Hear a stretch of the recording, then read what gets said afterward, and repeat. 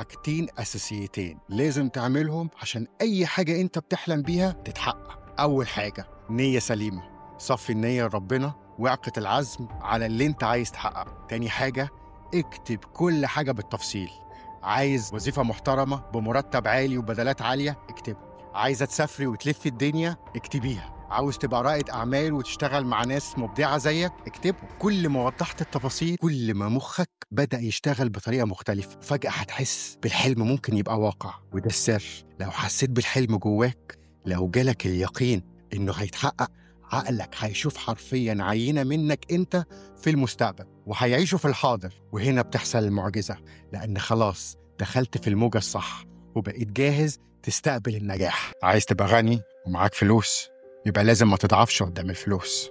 أوضح لك شوية، ما تخليش رغبتك في الفلوس تسيطر عليك، لأن دي بتحولك إن أنت تبقى مستهلك أكتر من أنت تبقى منتج. وما تبصش على فلوس غيرك، لأن الحسد والطمع في مال الآخرين هيشتتك عن طريقك، وهتبقى عايش في مقارنات مدمرة ملهاش أي داعي. وما تتعلقش بالفلوس اللي لسه هتجيلك، لأن الهدف الحقيقي هو إنك تعمل شغلك بأفضل شكل ممكن، وبعدين النتائج هتيجي هي لوحدها. المعاناة شيء حتمي في الحياة، بس الفكرة إزاي حابب إن أنت تعاني. ففي حاجات بتحصل غصب عننا، الحياة بتجري، الناس اللي بنحبهم بيمشوا، العلاقات بتنتهي، وصحتنا كمان بتتعب. في حاجات كده ملهاش حل حوالين مننا، لكن الحل الوحيد إنك تجهز نفسك لليوم ده. إزاي؟